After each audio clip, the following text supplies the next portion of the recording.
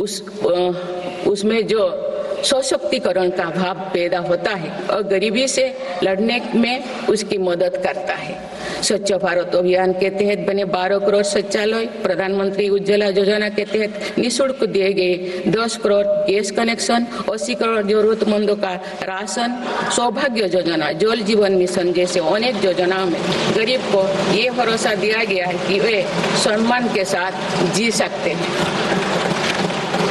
ऐसे ही प्रयासों की वजह से देश के 25 करोड़ लोग गरीबों को परास्त करके आज अपने जीवन में आगे बढ़ रहे हैं। इन्होंने न्यू मिडिल क्लास का एक ऐसा समूह तैयार किया है जो भारत की ग्रोथ को नई ऊर्जा से भर रहा है। माननीय सदस्यगण, भारत जैसे देश की आर्थिक उन्नति मध्यम वर्ग मिडिल क्लास की आकांक्षाओं और उनकी पूर्ति से परिभाषित होती है। मध्यम वर्ग जितने बड़े सपने देखेगा, देश उतने ही ऊंचा उड़ान भरेगा। मेरे सरकार ने मुक्त स्वर से मध्यम वर्ग के योगदान को न केवल स्वीकारा है बल्कि हर मौके पर उसे सराहा भी है। सरकारी कर्मचारी भी मिडिल क्लास के अहम प्रतिनिधि है। हाल ही में मेरी सरकार ने सरकारी कर्मचारियों के कल्याण के लिए 8वें वेतन आयोग के गठन का निर्णय लिया है। ये निर्णय आने वाले वर्षों में सरकारी कर्मचारियों के वेतन में बड़ी वृद्धि का आधार बनेगा। केंद्र सरकार के लाखों कर्मचारियों का यूनिफाइड पेंशन स्कीम के तहत 50% सुनिश्चित पेंशन देने का निर्णय भी लिया गया है, जिसका व्यापक स्वागत हुआ है। मध्यम वर्ग का अपने घर का सपना पूरा करने के लिए भी मेरी सरकार प्रतिबद्ध है। रेरा जैसे कानून बनाकर मध्यम वर्ग के सपने को सुरक्षा दी गई है। घर के लिए लोन पर सब्सिडी दी जा रही है। उड़ान योजना ने लगभग 1.5 करोड़ लोगों का हवाई जहाज में उड़ने का सपना पूरा किया गया है। जन औषधि केंद्रों में 80% रियायती दरों पर मिल रही दवाओं से देशवासियों की 30,000 करोड़ रुपए से ज्यादा बचे हैं।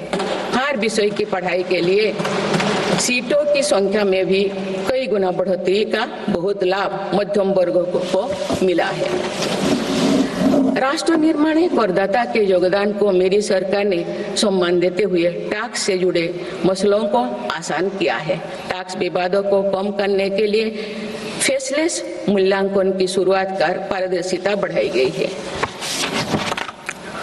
आप देश में 75 वर्ष से अधिक उम्र के वरिष्ठ नागरिकों को जिन्हें सिर्फ पेंशन मिलती है, आयकर रिटर्न दाखिल करने के संबंध में स्वयं निर्णय लेने का अधिकार दिया गया है। माननीय सदस्यगण, मेरी सरकार महिलाओं के नेतृत्व में देश को सशक्त बनाने में यानी ह्यूमन लेड डेवलपमेंट में विश्वास करती है। नारी शक्ति बंधन अधिनियम के द्वारा लोकसभा और विधानसभा में महिलाओं के लिए आरक्षण इस दिशा में एक महत्वपूर्ण कदम है। राष्ट्रीय ग्रामीण आजीविका मिशन के तहत 91 लाख से अधिक स्वयं सहायता समूहों को सशक्त किया जा रहा है। देश की 10 करोड़ से भी अधिक महिलाओं को इसके साथ जोड़ा गया है। इन्हें कुल 9 लाख करोड़ रुपए से अधिक की राशि बैंक लिंकेज के माध्यम से वितरित की जाएगी। मेरी सरकार का लक्ष्य देश में 3 करोड़ लखपति दीदी बनाने का है। आज 1 करोड़ 15 लाख से भी अधिक लखपति दीदी एक गरिमामयी जीवन जी रहे हैं। इनमें से लगभग 50 लाख लखपति दीदी बीते 6 महीने में बनी हैं। ये महिलाएं एक उद्यमी के रूप में अपने परिवार के आय में योगदान दे रहे हैं। इंश्योरेंस फॉर ऑल की भावना के साथ कुछ महीने पूर्व ही बीमा सखी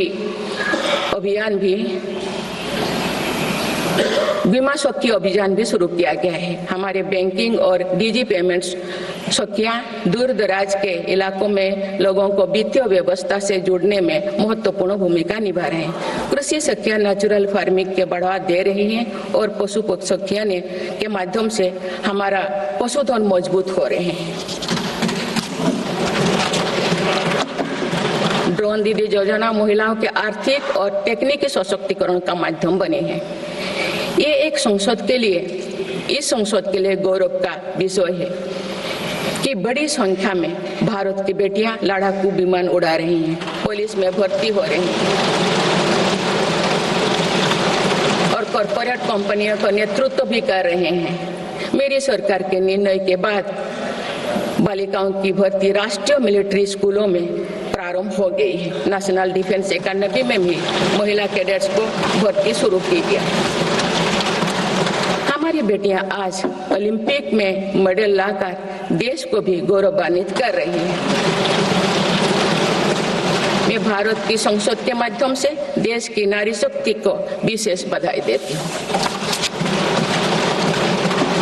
माननीय सदस्यगण, पिछले एक दशक में देश के हर बड़े प्रयास का दायित्व आगे बढ़कर भारत के युवाओं को उठाना पड़ा है। आज हमारा युवा स्टार्टअप, स्पोर्ट्स से लेकर स्पेस तक हर फील्ड में देश का नाम रोशन कर रहे हैं। माय भारत पोर्टल के जरिए लाखों युवा राष्ट्र निर्माण के कार्य से जुड़ रहे हैं। पिछले एक दशक में मेक इन इंडिया, आत्मनिर्भर Bharat, startup India, stand up India और डिजिटल इंडिया जैसी पहल ने युवाओं को रोजगार के अनेक अवसर प्रदान किए हैं। पिछले 2 वर्षों में सरकार ने रिकॉर्ड संख्या में 10 लाख स्थायी सरकारी नौकरियां प्रदान की गई। मेरी सरकार ने युवाओं के बेहतर कौशल और नए अवसरों के सृजन के लिए 2 लाख करोड़ रुपया का पैकेज स्वीकृत किया है। 1 करोड़ युवाओं के लिए इंटर्नशिप की व्यवस्था से युवाओं को ग्राउंड पर काम करने का अनुभव प्राप्त होगा।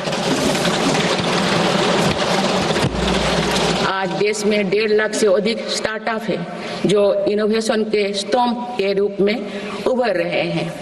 1000 करोड़ रुपया की लागत से स्पेस सेक्टर में वेंचर कैपिटल फंड की शुरुआत की गई है।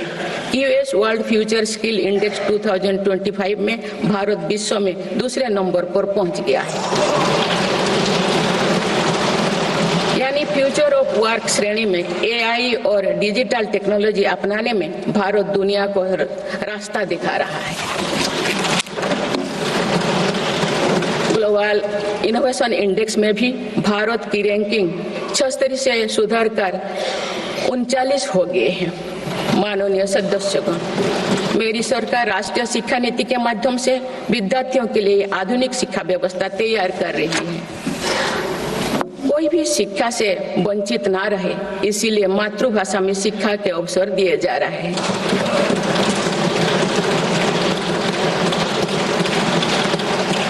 विभिन्न भर्ती परीक्षाएं 13 भारतीय भाषाएं में आयोजित कर भाषा संबंधी बाधाओं को भी दूर किया गया है। बच्चों में इनोवेशन को बढ़ावा देने के लिए 10,000 से अधिक स्कूलों में अटल टिंकरिंग लैब्स खोली गई। ये जो डूइंग रिसर्च के लिए हाल ही में 1 नेशन 1 सब्सक्रिप्शन स्कीम लागू कर गया है। इससे अंतर्राष्ट्रीय शोध की सामग्री निःशुल्क उपलब्ध हो सकेगी। पिछले एक दशक में उच्च शिक्षण संस्थाओं की संख्या बढ़ी है। इनकी गुणवत्ता में भी व्यापक सुधार हुआ है। यूएस विश्व यूनिवर्सिटी एशिया रैंकिंग में हमारे 163 विश्वविद्यालय शामिल हुई है। नालंदा विश्वविद्यालय के नए कैंपस का शुभारंभ कर शिक्षा में भारत का पुराना गौरव वापस लाया गया है। वो दिन भी दूर नहीं जो भारत में निर्मित गगनयान में एक भारतीय नागरिक अंतरिक्ष में जाएगा।